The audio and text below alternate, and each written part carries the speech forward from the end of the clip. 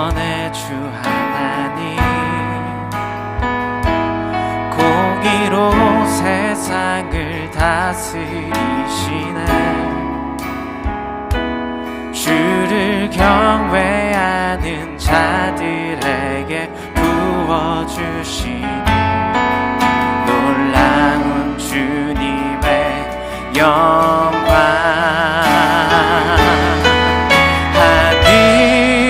하늘에서 찬란하게 빛나는 주의 영광, 이 땅에 오셨네.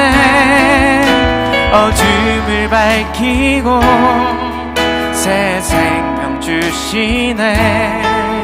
영원히 빛나는 나의 예수님, 높이 영광과 찬양 받으실 그 이름 경배합니다.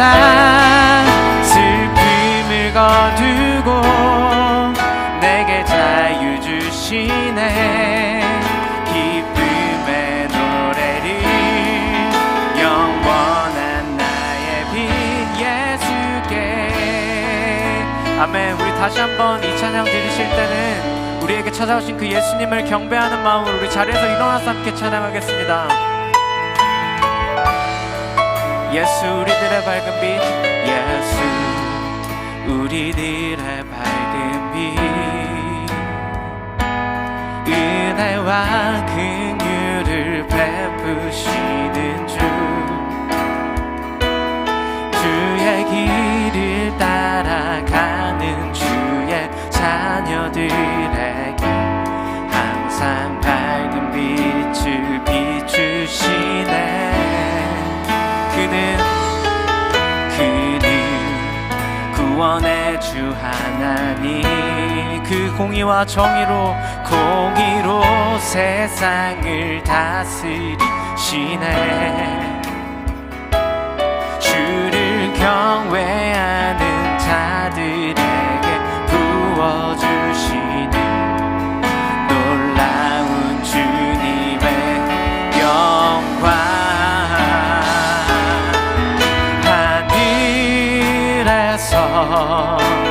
찬란하게 빛나는 주의 영광, 이 땅에 오셨네.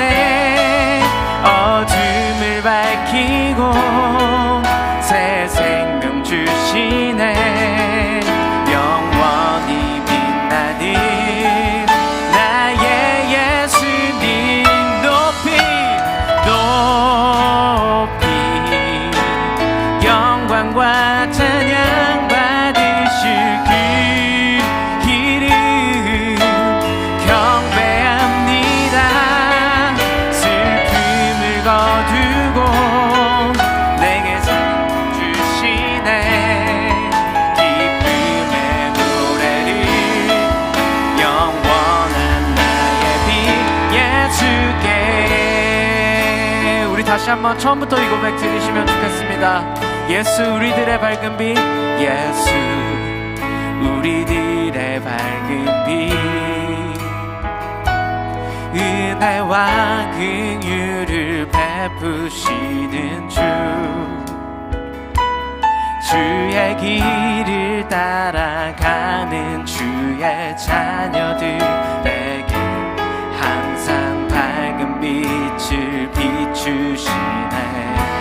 오직 그 예수 그리스도만이, 그는 구원의 주 하나님, 공의로 세상을 다스리시네.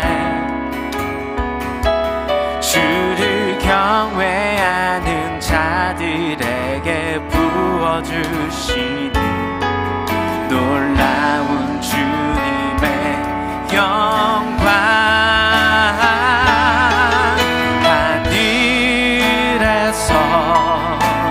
찬란하게 빛나는 주의 영광, 이 땅에 오셨네. 어둠을 밝 밝히고 새 생명 주시네.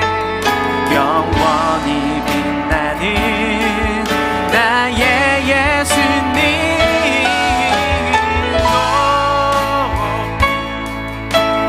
영광과 찬양 받으실 그 이름 경배합니다. 슬픔을 거두고 내게 자유 주시네. 기쁨의 노래를 영원한 우리의 빛 그 예수 그리스도께 돌려드립시다. 예수께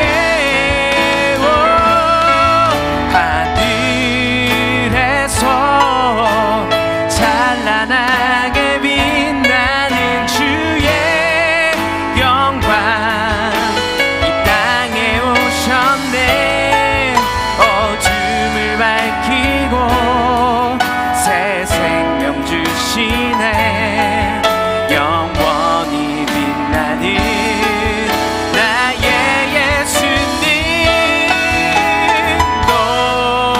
높이 영광과 찬양 받으실 그 이름 경배합니다. 슬픔을 거두고 내게 자유 주시네. 기쁨의 노래를 영원한 나의 빛 예수께 하늘에서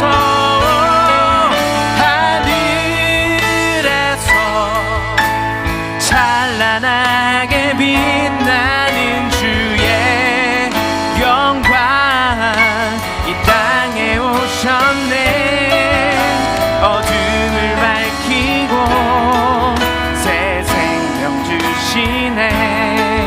영원히 빛나는 나의 예수님 높이 영광과 찬양 받으실 그 이름 경배합니다. 슬픔을 거두고 내게 자유 주시네. 기쁨의 노래를 영원한 나의 빛 예수께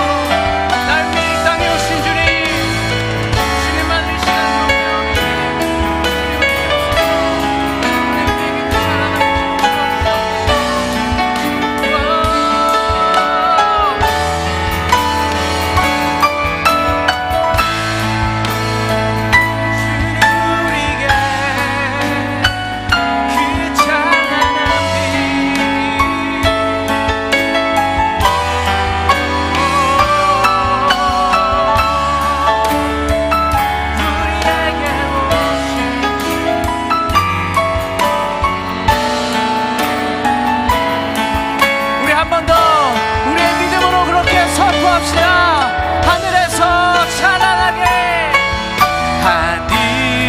하늘에서 찬란하게 빛나는 주의 영광 이 땅에 오셨네. 어둠을 밝히고 새 생명 주시네. 영원히 빛나는 나의 예수님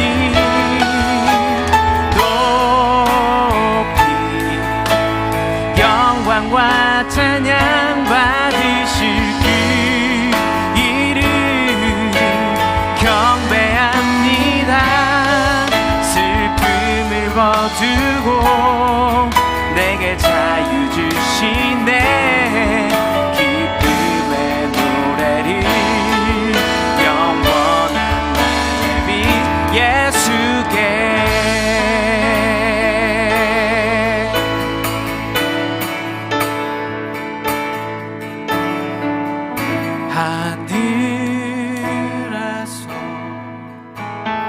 찬란하게 빛나는 주의 영광 이 땅에 오셨네.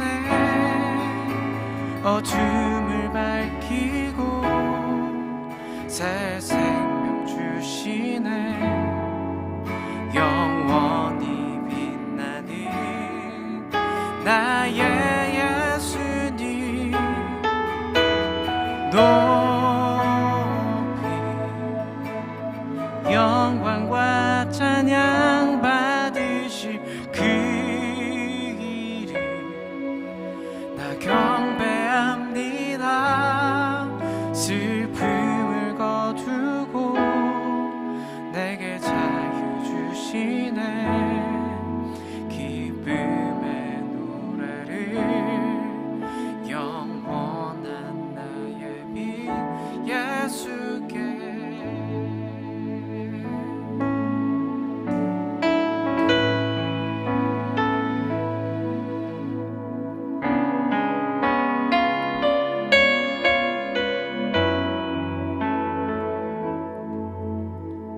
그렇습니다. 우리를 그 하나님의 영원한 사귐, 그 하나님과 누리는 영원한 생명의 그주 안에 두시려고 그 생명의 빛으로 우리에게 오셔서 우리를 비추시고 우리의 모든 것을 받으신 예수님, 우리가 이 시간에 오실 그 예수 그리스도 창조주 하나님만을 경배하고 예배하길 소망하오니 주님 이 시간 오셔서 우리에게 그 밝은 빛만을 비춰주시고 우리가 그 빛을 따라 주님을 예배할 때 주님 홀로 영광 받으시고 하나님 예배 가운데 주님으로 말미암는 기쁨이 넘쳐날 수 있도록 주님 인도하여 주십시오. 우리가 이 시간에 주님 앞에 각자의 믿음의 고백으로 예배에 더욱더 깊은 곳 하나님과의 그 온전한 1대1의 관계를 누리시면서 우리가 더욱더 주님 앞에 집중하며 주님 앞에 고백하며 찬양하며 감사하며 이 시간 나아가도록 하십시다.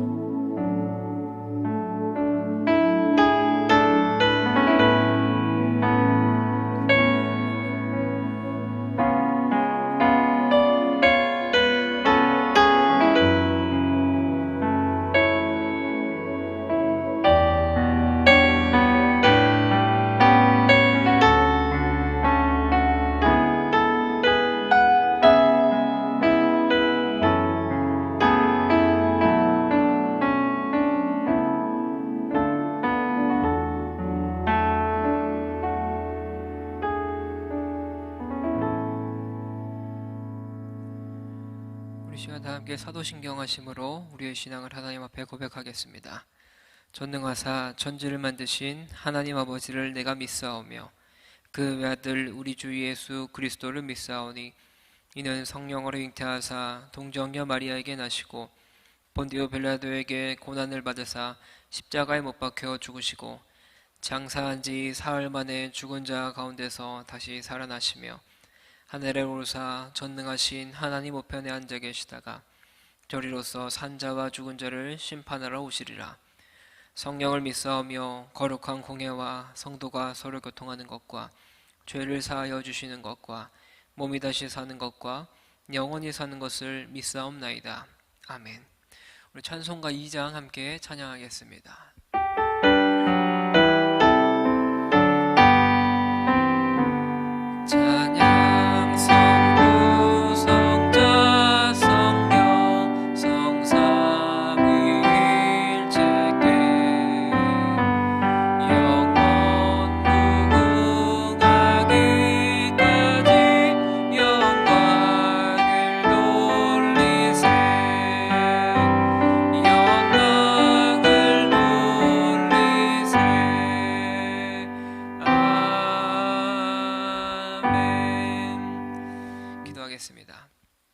사랑하는 하나님, 너무나 감사드립니다. 우리가 이 시간 함께 모여 하나님을 찬양하고 하나님을 예배할 수 있도록 도와주심에 너무나 감사드립니다. 하나님, 우리가 대면으로 함께 예배 드린 지가 언제였던지 잘 기억도 나지 않습니다. 참 많이 어려운 삶을 살아가고 있고 힘들고 혼란스러운 상황을 살아가고 있는 우리 청년들, 하나님 찾아가셔서 위로하여 주시고 회복시켜 주시옵소서. 오늘 예배 가운데에 하나님의 말씀으로만 세워질 수 있도록 우리 청년들의 삶을 주님께서 보호하여 주시고 인도해 주실 것들을 기대함으로 나아갑니다. 주님, 예배를 시작합니다. 마치는 시간까지 함께 하실 주님만 기대하오며 사랑이 많으신 예수님의 이름으로 기도드립니다. 아멘. 오늘 함께 보실 하나님의 말씀은 마가복음 9장 14절로 29절까지의 말씀입니다. 마가복음 9장 14절부터 29절입니다. 좀 긴 말씀이지만 저와 여러분들이 한 절씩 교독하고 마지막 절은 함께 읽도록 하겠습니다. 이에 그들이 제자들에게 와서 보니 큰 무리가 그들을 둘러싸고 서기관들이 그들과 더불어 변론하고 있더라.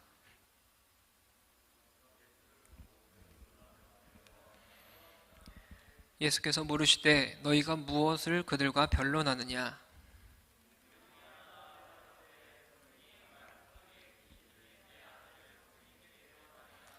귀신이 어디서든지 그를 잡으면 거꾸러져 거품을 흘리며 이를 갈며 그리고 파리해지는지라. 내가 선생님의 제자들에게 내쫓아 달라 하였으나 그들이 능히 하지 못하더이다.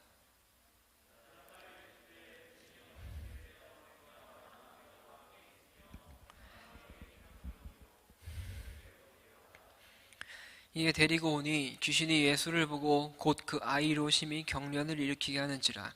그가 땅에 엎드려져 구르며 거품을 흘리더라.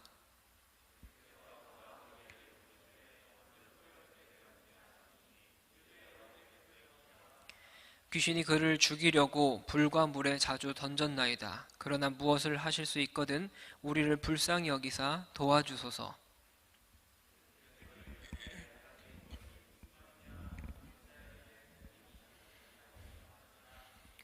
곧 그 아이의 아버지가 소리를 질러 이르되 내가 믿나이다. 나의 믿음 없는 것을 도와주소서 하더라.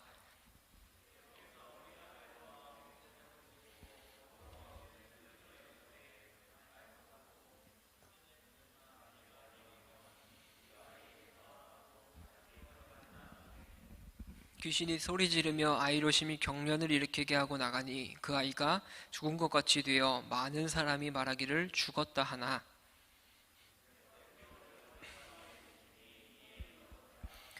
집에 들어가심에 제자들이 조용히 묻자오되 우리는 어찌하여 능히 그 귀신을 쫓아내지 못하였나이까? 함께 읽습니다. 이르시되 기도 외에 다른 것으로는 이런 종류가 나갈 수 없느니라 하시니라. 아멘. 오늘 본문 말씀을 토대로 믿음이 없는 세대라는 제목으로 함께 하나님 말씀 나누기 원합니다. 오늘 본문은 예수님께서 산 위에서 모습이 변화되신 후에 베드로와 야고보, 요한과 함께 돌아오는 길에 일어난 사건이 오늘 본문의 내용입니다. 이 이야기 흐름과 신학적인 관점에서 보면 이 이야기는 마가복음에 흘러가는 이야기 안에서 다소 상황이 맞지 않는 것처럼 보일 때가 있습니다. 마가복음의 앞부분에서는 병든 자를 고치고 귀신들을 내쫓으며 다른 기적들을 수행하신 것처럼 앞부분에서는 예수님의 어떤 메시아적인 권위에 대해서 마가가 기록을 하고 있었어요. 그런데 베드로의 고백과 예수님의 첫 번째 순환 예고와 함께 이런 이야기의 흐름이 결론적으로 좀 방향이 틀어졌어요. 이제 메시아의 고난받는 역할에 대해서 이야기를 진행해 나가고 십자가를 지는 제자도에 대해서, 십자가를 지는 제자의 길에 대해서 예수님께서 이야기를 많이 하셨어요. 베드로의 고백 이후에는 병고침의 기적이 단 2번밖에 기록이 되고 있지 않는데 그것이 오늘 본문에 해당하는 내용과 앞으로 바디메오를 고치신 사건, 이렇게 2가지의 내용만 기록을 하고 있습니다. 그런데 마가라는 사람이 오늘 이 본문을 이곳에 기록한 이유는 그에 대한 이유가 있겠죠. 그에 대한 목적이 있겠죠.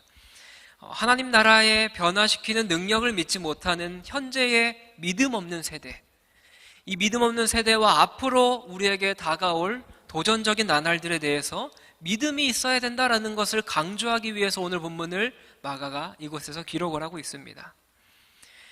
이렇게 해서 마가는 그의 중심 부분에서 드러나는 이런 두 개의 주제를 이야기를 하죠. 그것은 예수님이 앞으로 거절을 당하실 것과 그리고 십자가로 가는 길에 12제자들을 훈련시키는 일, 이것을 이제 이후에서 계속적으로 마가가 기록을 해 나가고 있습니다. 그렇다면 오늘 이 본문을 통해서 우리는 어떠한 은혜를 함께 깨달을 수 있을지, 우리는 어떠한 도전을 받을 수 있을지를 함께 나누기를 원합니다. 예수님과 3명의 제자들이 변화산이라고 일컬었던 그 산에서 이제 일상적인 삶이 있는 평지로 내려오게 되었습니다. 그런데 이 평지로 내려오자마자 이들을 혼란시키는 어떤 장면을 하나 목격하게 되죠. 그들의 시야에 직접적으로 들어온 것은 남아있었던 제자들보다 그들을 둘러싼 많은 무리들, 그리고 이 무리들과 논란 중인 서기관들을 먼저 마주하게 됩니다. 밑에서 기다리고 있었던 다른 제자들은 예수님이 안 계신 그 잠깐의 시간 동안 굴욕적인 방법으로 이런 모욕을 당하고 있었습니다. 우리 14절의 말씀을 한번 같이 읽어봤으면 좋겠습니다. 14절 함께 읽습니다. 시작. 이에 그들이 제자들에게 와서 보니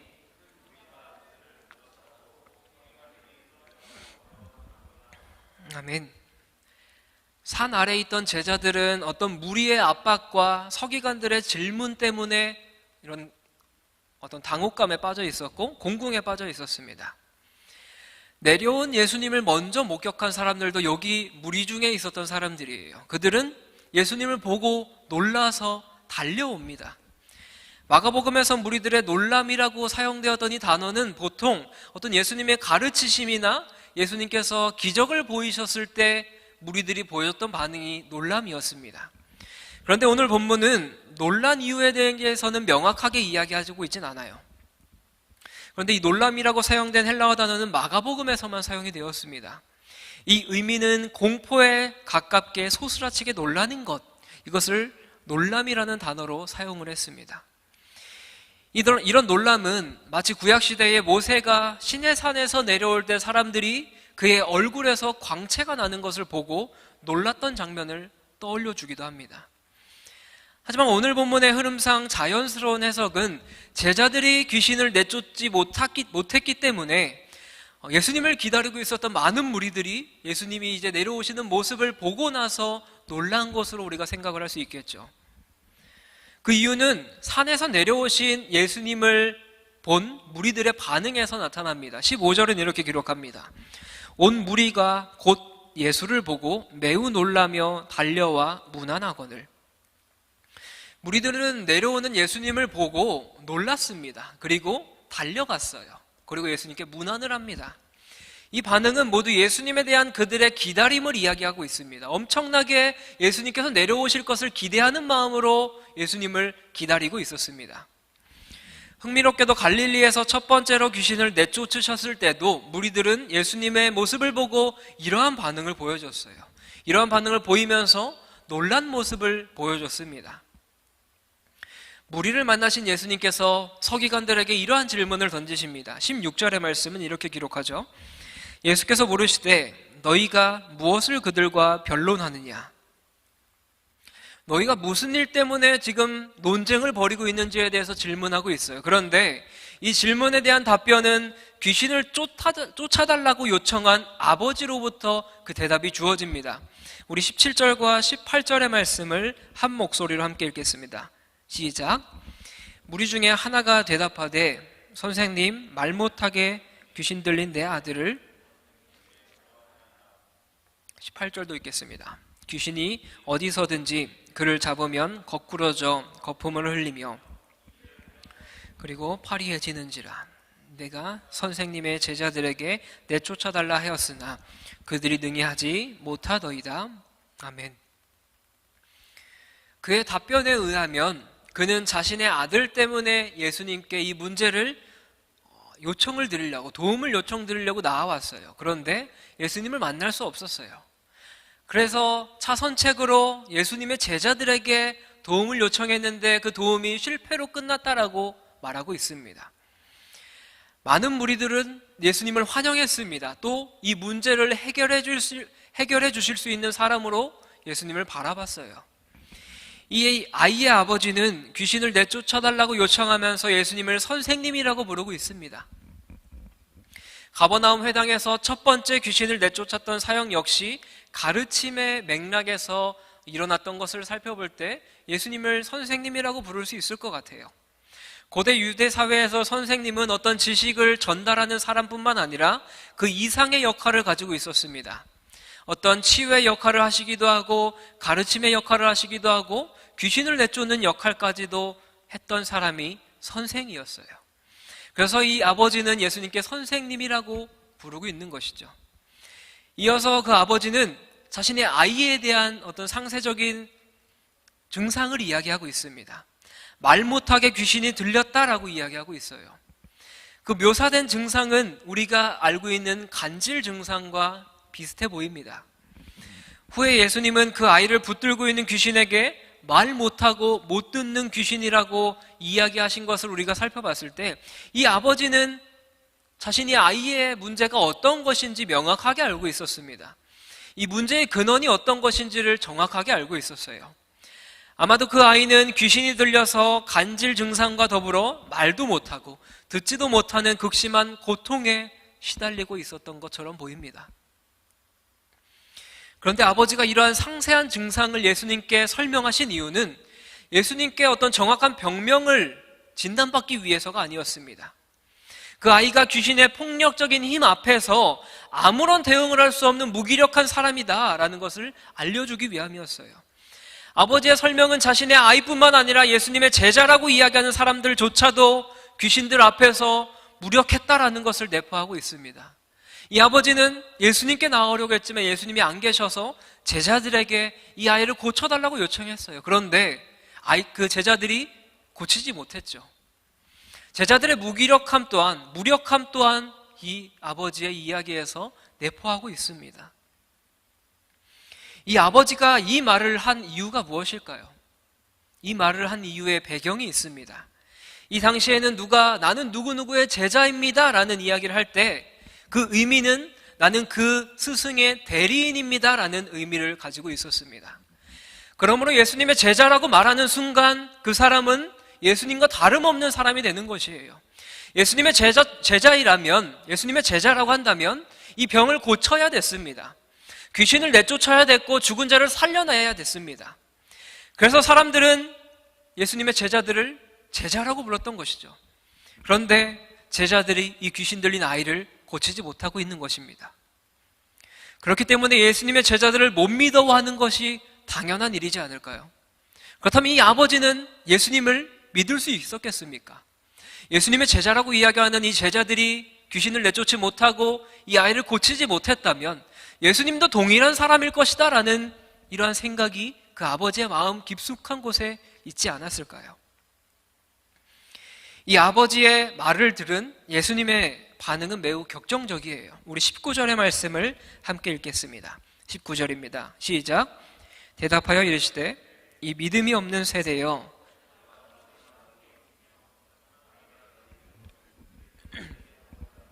아멘. 19절의 이야기의 시작은 믿음이 없는 세대라는 이야기로 시작합니다. 너네들은 믿음이 없는 세대다라고 예수님께서 탄식하면서 말씀하세요. 믿음이 없는 세대라는 문구를 생각해 보면 신명기의 32장 말씀을 떠올리게 합니다. 32장 20절은 이렇게 기록합니다. 그가 말씀하시기를 내가 내 얼굴을 그들에게 숨겨 그들의 종말이 어떠함을 보리니 그들은 심히 패역한 세대요 진실이 없는 자녀임이로다. 신명기에서 이러한 책망을 받은 이유는 이집트에서 종노릇 하고 있었던 그 이스라엘 백성들을 해방시켜 주셨는데 그 해방시켜 주신 하나님을 떠나서 다른 새로운 신들, 이방 신들을 따르고 있는 이스라엘 자손들을 향한 책망의 메시지였습니다. 이들은 심히 패역한 세대였으면 진실이 없는 자녀라고 하나님께서 책망하고 있어요. 유사하게 오늘 본문 마가복음에서도 세대라고 하는 이 단어는 통상 예수님에 의해서 시작된 하나님 나라에 참여하기를 거부한 바리새인들 그리고 종말의 도래를 기다리는 미완성의 시대를 살아가고 있는 사람들을 가르친 어떤 부정적인 의미를 내포한 단어였습니다. 예수님께서 바라보셨을 때 이들은 믿음 없는 세대였어요. 믿음이 없는 패역한 세대였습니다. 믿음이 없는 세대가 누구를 지칭하고 있는지는 애매하긴 해요. 제자들을 제외한 모든 사람으로도 볼 수도 있고요. 혹은 제자들을 포함한 무리들, 그리고 서기관들, 모든 사람으로도 볼 수 있습니다. 그런데 예수님께서 믿음 없는 세대라고 이야기한 것을 보면 제자들이 할 수 없었던 것, 제자들이 귀신을 내쫓지 못한 상태에서 너네는 믿음이 없는 세대다라고 이야기하신 것을 생각을 해보면 이 책망은 모든 대상을 의미하고 있겠죠. 바리새인과 서기관들만이 아니라 제자들에게도 너희는 믿음이 없는 세대다라고 책망을 하고 있는 겁니다. 예수님께서는 이런 사실이 너무 안타깝고 너무 속상하셨습니다. 너무 가슴이 아팠어요. 예수님께서 얼마 전부터 당신의 죽음에 대해서 계속적으로 예고하셨어요. 이제 시간이 얼마 남지 않았습니다. 이것이 여전히 믿음이 없고 그래서 능력도 없는 무기력한 제자들, 그리고 이 세상을 살아가는 성도들에게 책망하고 탄식하고 있는 예수님의 마음이었습니다. 예수님은 당신의 계획대로 십자가를 향해서 걸어가십니다. 그리고 그 십자가의 형벌을 당하시게 될 거예요. 그리고 거기서 죽으실 것이고, 그리고 하나님께서는 그 예수님을 다시 살려내십니다. 이 고난의 길을 걸어갈 때에 그분의 길을 목격한 제자들은 예수님의 뒤를 따라가게 될 것이에요. 이것이 믿음 없는 세대가 믿음을 가질 수 있는 유일한 방법이었습니다. 이것이 예수님께서 자신의 자녀들에게 행하실 수 있는 유일한 방법 중에 하나였습니다. 사실 마가복음에서 여러 치유의 이야기들이 기록이 되어 있었죠. 그 치유의 이야기 속에서 반복적으로 등장했던 단어가 믿음이라는 단어입니다. 예수님께서 중풍병자를 치유하실 때 그들의 믿음을 보고 치유하셨습니다. 12해 동안 혈루증을 앓았던 여인에게 내 믿음이 너를 구원하였다라고 이야기하셨어요. 야이로의 딸이 살아난 사건도 두려워하지 말고 믿기만 해라 라고 말씀하셨습니다. 이것처럼 마가복음에 등장하는 여러 사람들은 믿음으로 말미암아 하나님의 능력을 경험했습니다.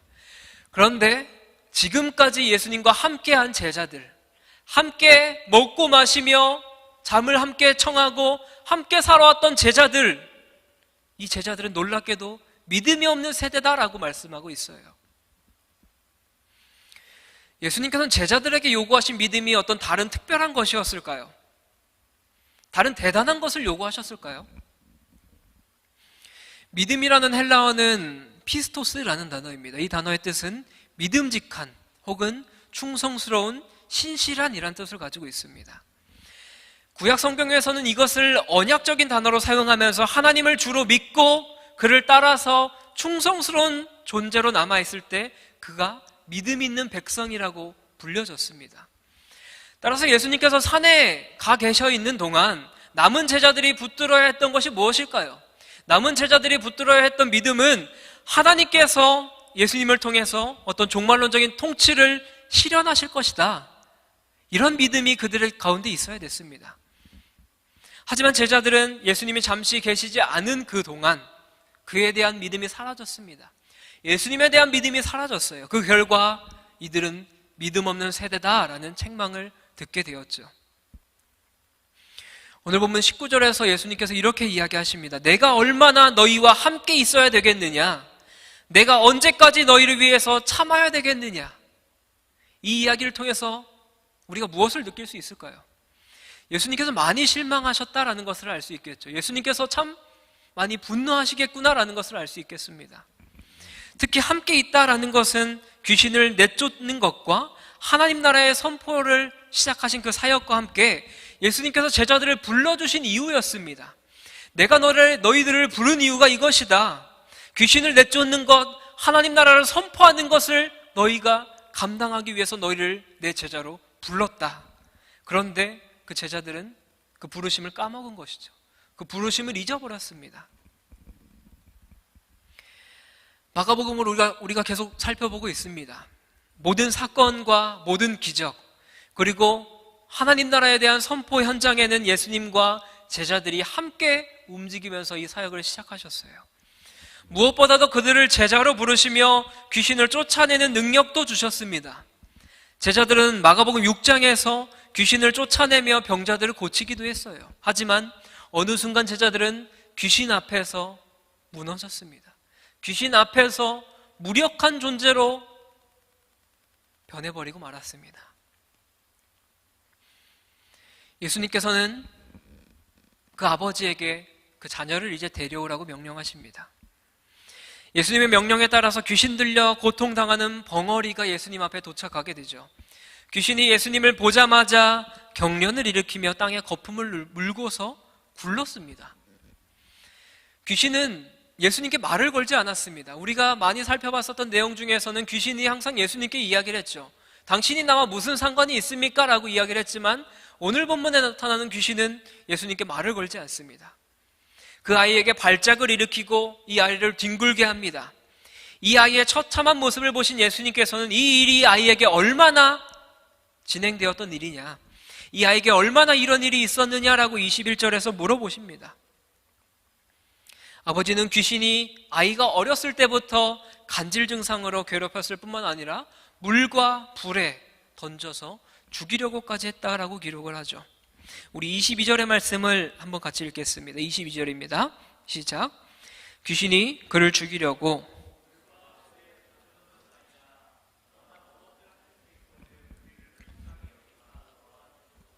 아멘.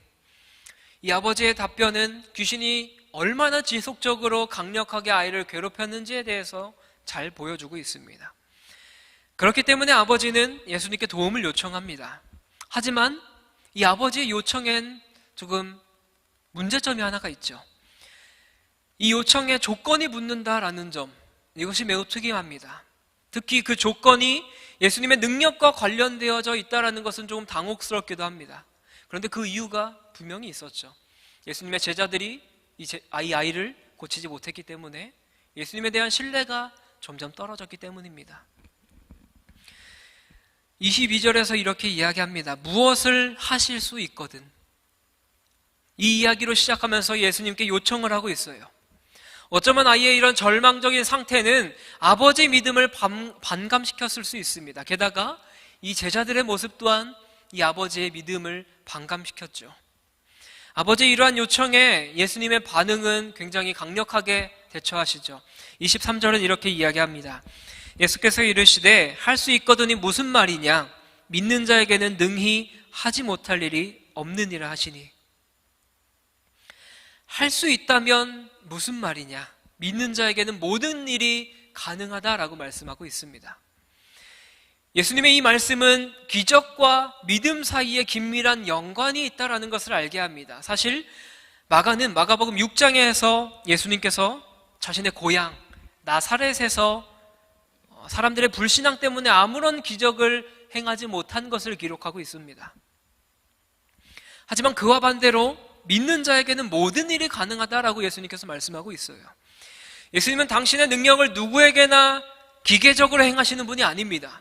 예수님의 기적은 철저하게 믿음을 기초로 하여 그것이 선포되고 그것이 진행됩니다. 믿음이 있으면 아무리 불가능해 보이는 일이라고 할지라도 그것을 행하시는 것이죠. 그런데 믿음이 없다면 거기에는 아무런 기적이 일어나지 않습니다. 그 후 아이의 아버지는 이렇게 고백합니다. 내가 믿나이다. 나의 믿음 없는 것을 도와주소서.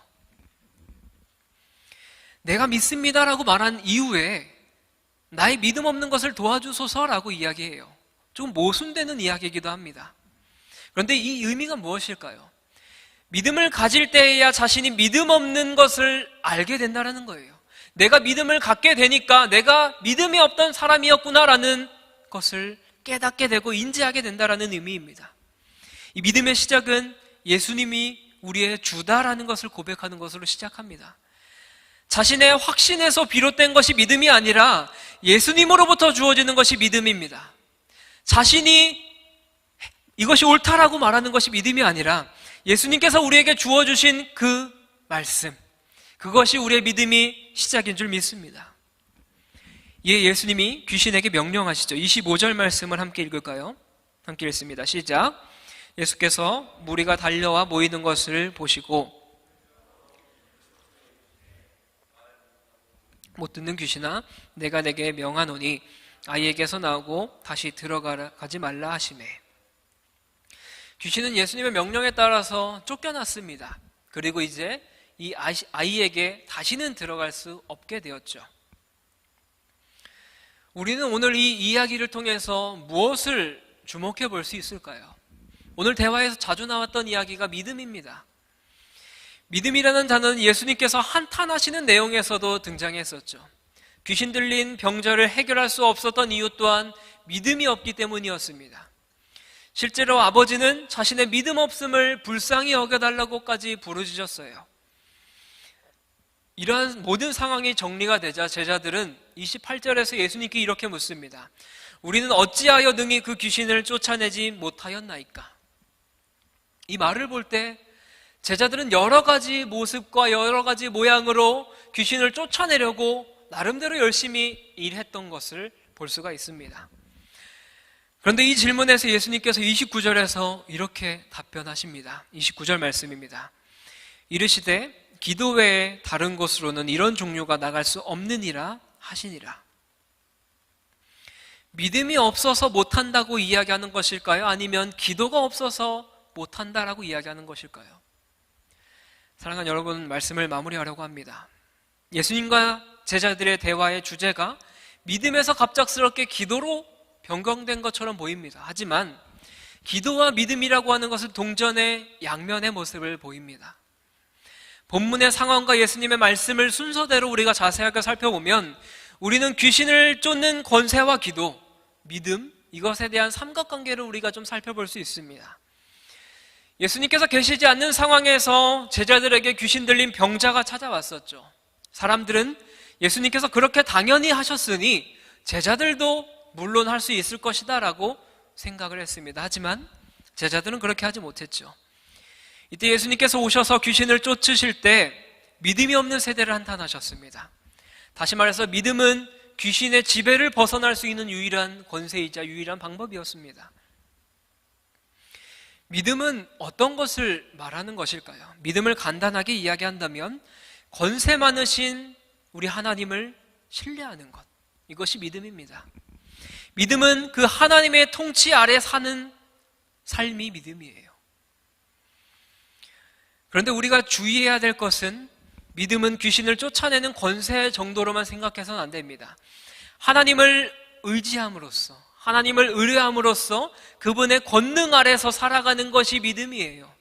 그분의 통치 아래 살아갈 때에 세상의 그 어떤 것도 우리를 다스릴 수가 없습니다. 세상의 그 어떤 것도 우리를 해하려고 할 수가 없어요. 귀신의 능력 안에서 고통당하는 제자들의 모습을 보면서 예수님께서는 믿음이 없는 세대를 한탄하셨습니다. 제자들이 왜 우리는 예수님처럼 할 수 없습니까? 라고 물으셨을 때 예수님께서는 기도 외에는 다른 것으로는 이런 종류가 나갈 수 없다라고 말씀하셨죠. 기도가 무엇이길래 예수님께서는 이러한 답변을 하셨을까요? 기도가 무엇일까요?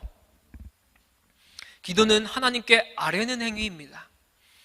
아뢰 수 있는 것은 신뢰하기 때문에 아뢰 수 있는 것이겠죠. 우리가 우리 자신의 문제를 안고 하나님 앞에 기도로 나아가는 것은 우리는 우리의 능력이 없고 하나님만 능력이 있기 때문에 우리의 문제를 해결해 주시옵소서라는 우리의 믿음의 고백이 있는 것입니다. 우리의 문제를 이렇게 의탁드리는 거예요. 믿음이 하나님께 대한 신뢰인 것처럼 기도 역시 하나님을 의지하고 하나님을 의존하고 그래서 하나님께 아뢰며 나아가는 것, 이것을 생각해 볼 때 기도와 믿음은 일맥상통한 것으로 우리가 이야기를 할 수 있습니다. 사랑하는 여러분, 많은 그리스도인들은 하나님을 믿는다고 하면서 기도하는 것을 빼먹을 때가 너무나 많습니다. 자신의 힘을 다 쏟으면 자신이 할 수 있는 것은 다 했다라고 생각하는 경향이 참 많아요. 하지만 우리에게는 하나님의 능력이 있습니다. 하나님의 능력은 기도를 통해서 우리 가운데 임하는 것, 이것이 하나님의 능력이에요. 그러므로 우리가 하나님께 도와달라고 간구하지 않았으면 결코 우리는 최선을 다하지 않은 것입니다. 기도하지 않은 것은 내 힘으로만 어떻게 하려고 애썼던 나 자신의 모습만 드러난 우리의 행동입니다. 내 힘만 사용한 거예요. 최선의 결과는 하나님의 능력을 힘입을 때 나타나는 줄 믿습니다. 믿음과 기도는 항상 함께 가야 되는 동전의 양면과 같은 존재입니다. 그래서 믿음의 사람은 자주 기도하죠. 오래 기도하기도 합니다. 믿음의 사람은 기도하는 것을 쉬지 않습니다. 포기하지 않고 끝까지 하나님께 매달리는 것, 이것이 믿음의 사람인 줄 믿습니다. 사랑하는 여러분, 우리도 믿음의 사람으로서 이 믿음과 기도에 매달리며 살아가는 저와 여러분 되시길 주님의 이름으로 간절히 축원합니다. 우리 시간 함께 찬양하고 기도하기 원하는데요, 우리 시간 함께 찬양할 때는 주의 인자하신 그 사랑이 라는 찬양 함께 하기 원합니다. 오늘 본문의 내용을 살펴보면 이 믿음 없는 세대가 우리와 같을 때가 참 많아요. 우리와 같은 모습이구나 라는 것을 생각나게 합니다. 내 힘으로 애쓰려고 하는 게 제 모습이기도 합니다. 그것이 우리의 모습이기도 해요. 그런데 이것은 내 힘으로만 하려고 하는 모습입니다. 하나님을 의지하지 않고 하나님께 내 힘듦과 내 어려움을 의탁드리지 않고 내 힘으로 애쓰려고 하는 모습이 이러한 모습이에요. 이것이 제자들의 모습이었죠. 제자들도 귀신을 쫓을 수 있는 권세가 있었고 병 고친 자를 낫게 하는 권세가 있었습니다. 그런데 이들에게는 믿음이 없었어요. 예수님의 제자라고 하는 사람에게 믿음이 없습니다라고 하는 게 말이나 되는 이야기일까요? 우리 또한 예수님의 제자들이에요. 그런데 여러분들에게 믿음이 없다면 어떠한 삶을 살아가겠습니까? 여러분들 또한 믿음이 없는 세대라고 이야기를 듣는다면 여러분들의 마음이 어떻겠어요? 오랜 시간 동안 신앙생활하고 오랜 시간 동안 하나님을 믿는다라고 이야기를 하고 그렇게 고백했는데 여러분들은 믿음이 없는 세대다 라고 이야기한다면 여러분들은 회개하며 나아가야 되겠죠. 여러분들이 무엇을 의지하고 살아가고 있는지, 여러분들은 여러분들의 힘으로만 살아가려고 하고 있는지, 아니면 하나님께 내 어려운 문제들을 아뢰며 나아가는지, 하나님을 신뢰함으로 나아가는지 생각해 볼 필요가 있겠습니다. 우리 시간 함께 찬양하며 나아갈 때에 하나님의 사랑이 얼마나 놀랍고 얼마나 크신지를 생각해 봤으면 좋겠어요. 우리가 살아가는 이유가 결국 주님과 함께 살아가는 것임을 우리가 입술로 함께 고백하며 나아갔으면 좋겠습니다. 우리 함께 찬양할까요?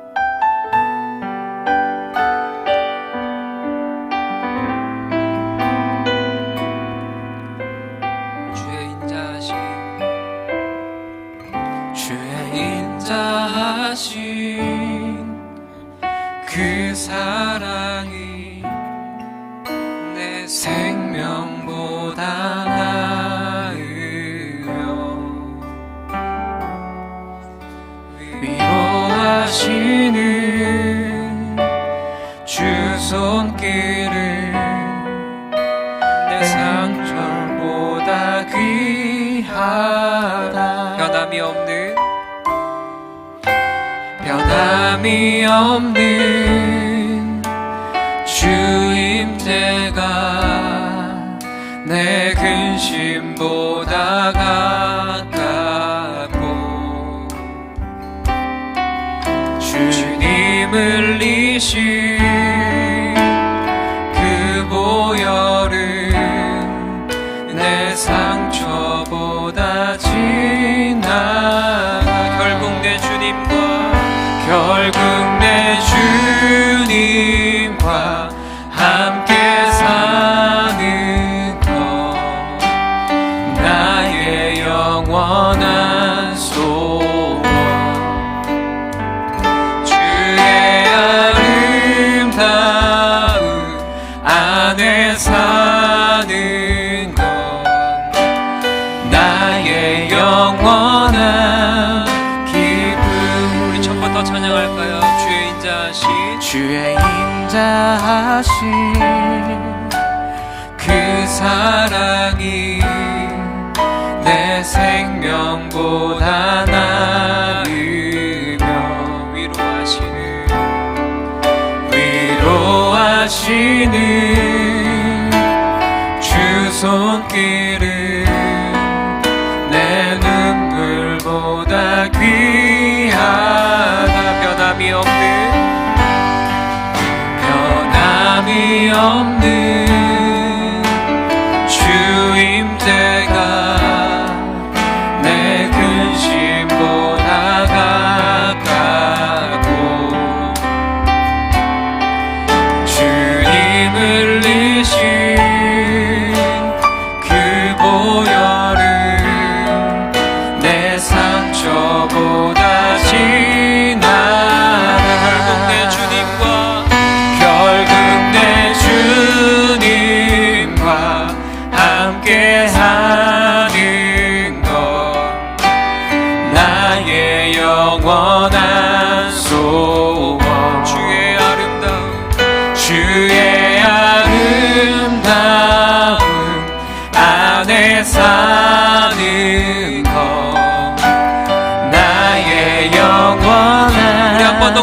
고백할까요? 결국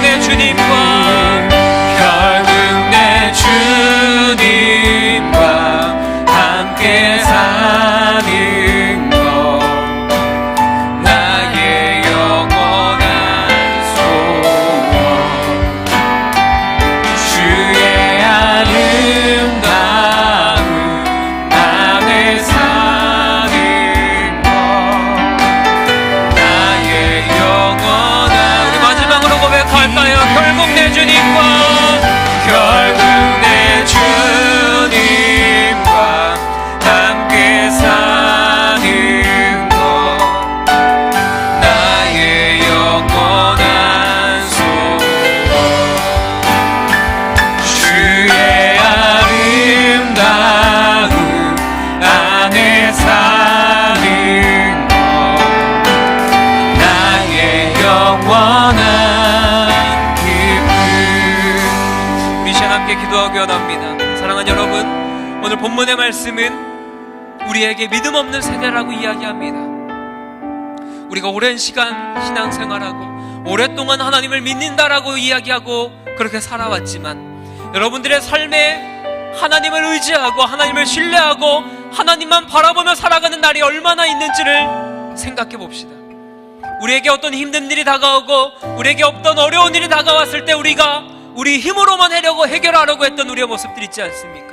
내 힘으로 해결했을 때, 내 힘으로 열심히 하고 최선을 다했다라고 이야기했을 때 그 안에 하나님께 아뢰며 하나님께 도움을 구했던 시간이 있습니까?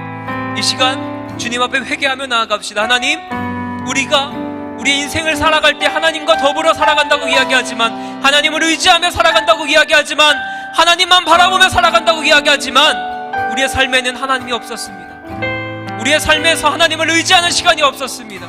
하나님을 바라보고 하나님께 의탁드리는 우리의 삶의 모습이 없었습니다. 주님, 이 시간 주 앞에 회개하며 나아가오니 하나님, 우리가 내 힘으로만 하려고 했던 그 모습들 다 내려놓게 하여 주시옵소서. 그 안에 하나님으로만 채워지게 하여 주시옵소서. 오늘 본문의 말씀에서 예수님께서 제자들에게 너희가 믿음 없는 세대다, 기도 외에는 이런 유가 들어갈 곳이 없다라고 이야기하신 이유가 그들의 삶에, 그들의 마음 가운데 믿음이 없었기 때문입니다. 하나님, 우리가 우리의 삶을 살아갈 때에 하나님 한 분만 바라보게 하여 주시옵소서. 믿음으로 말미암아 하나님께 기도하며 나아가는 삶을 살아가게 하여 주시옵소서. 믿음으로 말미암아 하나님께 아뢰며 하나님께 우리의 어려움을 의탁드리며 나아가는 기도의 시간의 자세로, 또한 기도를 하며 나아가는 우리의 모습들의 삶이 될 수 있도록 하나님 우리를 인도하여 주시옵소서. 우리 시간 함께 기도하며 나아가도록 하겠습니다. 기도합니다. 하나님, 오늘 본문의 이야기를 함께 살펴보니 하나님, 예수님의 제자들이 믿음 없는 삶을 살아왔던 것을 보게 됩니다. 믿음 없는 세대다라는 이야기를 들었던 것처럼 하나님, 우리의 삶에서도 하나님을 바라보고 하나님을 의지하고 하나님께 우리의 삶을 의탁드렸고 아뢰며 나아갔던 시간이 얼마나 되는지를 보게 됩니다. 주님, 우리가 매 순간순간 살아갈 때마다 내 힘과 내 노력으로만 하려고 했던 모습들이 너무나 많습니다. 하나님, 그러한 우리의 모습들 다 내려놓게 하여 주십시오. 그러한 우리의 연약함들 하나님 앞에 다 고백하게 하여 주십시오.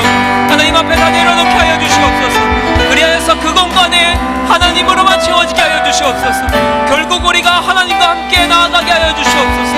그리하여서 우리가 믿음으로 하나님 앞에 나아가게 하여 주시고, 기도로 우리의 연약한 부분들 하나님 앞에 고백하며 나아가는 우리의 삶이 될 수 있도록 하나님 인도하여 주십시오. 여기 모인 귀한 주님의 청년들이 그러한 삶을 살 수 있도록 주님 우리를 인도하여 주십시오. 하나님, 우리를 만져주시옵소서. 주님, 우린 연약하고 무너집니다. 그러게 하나님의 일하심과 하나님의 역사하심 없다면 내 순간 무너집니다. 이 예배당 발걸음을 나가는 순간 무너집니다. 그러게 주님의 일하심과 하나님의 역사하심의 은혜가 필요합니다. 하나님, 우리를 보호하여 주십시오. 하나님, 우리를 인도하여 주십시오.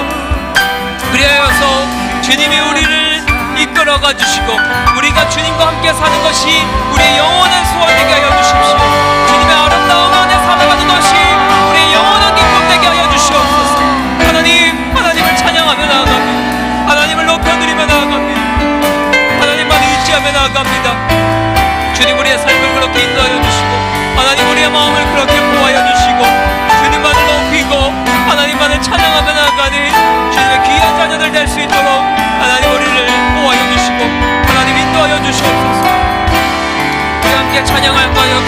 내 주님과 결국 내 주님과 함께 사는 것 나의 영원한 소원 주의 아름다움 안에 사는 것 나의 영원한 기쁨 결국 내 주님과 함께 사는 나의 영원한 소원 주의 아름다움 안에 사는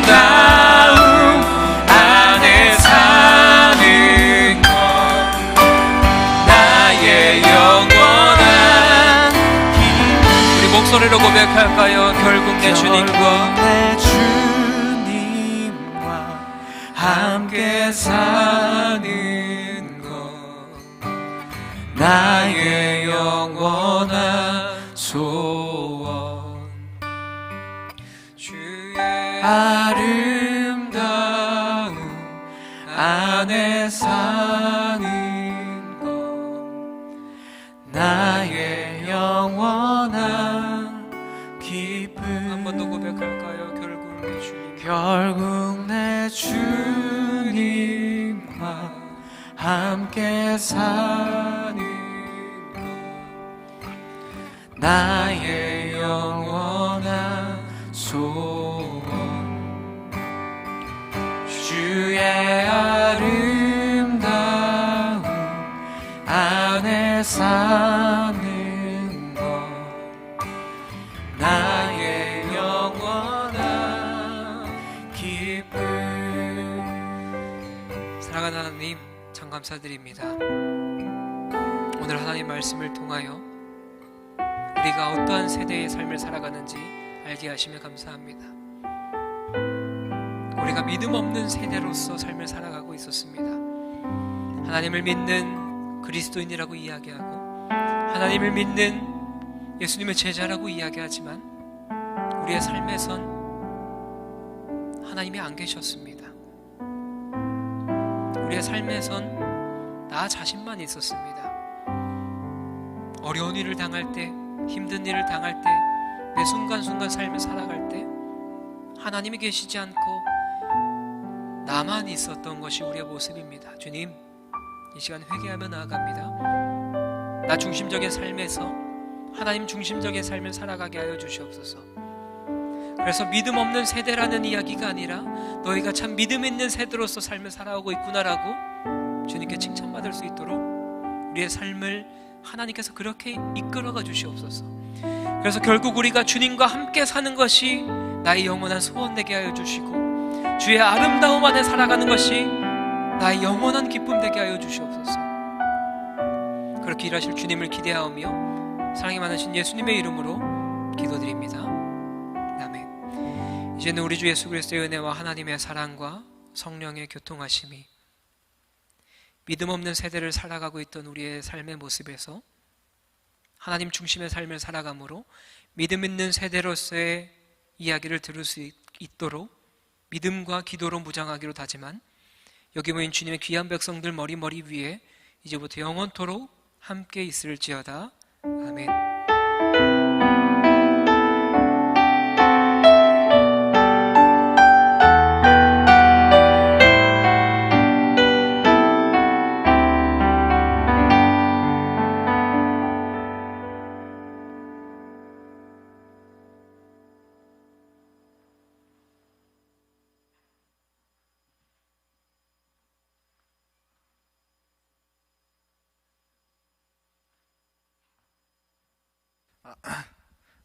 안녕하세요. 다들 오랜만에 얼굴 보는 것 같아서 되게 좋네요. 교회 소식 알려드리겠습니다. 예배 모임에 대한 공지사항이 주보에 자세히 적혀 있지만 조금 알려드리면 최근 사회적 거리두기가 2.5단계 계속 유지되고 있죠. 그래서 주일 예배는 1부 그리고 2부, 3부 예배를 대면 예배로 드리고 있고요. 그리고 2부, 3부는 실시간 예배가 인터넷으로 드리고 있어요. 계속 혹시 여기 못 나오시더라도 가정에서 꼭 드려주시면 감사하겠고요. 그리고 3일반 예배가 오후 7시에 실시간 인터넷 예배로 드립니다. 그리고 분당 좌석에 10% 내에는 대면 예배가 가능하다고 하니까 3일반 예배도 참석해 주시면 감사하겠습니다. 청년부 소식입니다. 청년부 온라인 면례가 2월 7일 주일에 청년부 온라인 면례가 있습니다.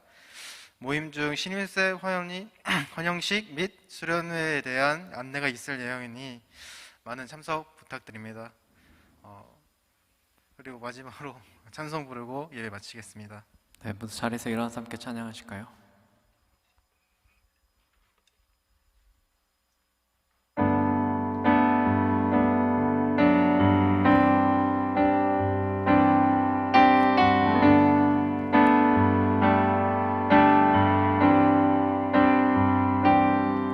내 눈 주의 영광을 보네. 우리 가운데 계신 주님, 그 빛난 영광 온 하늘 덮고 그 찬송 온 땅 가득해. 내 눈 주의 영광을 보네.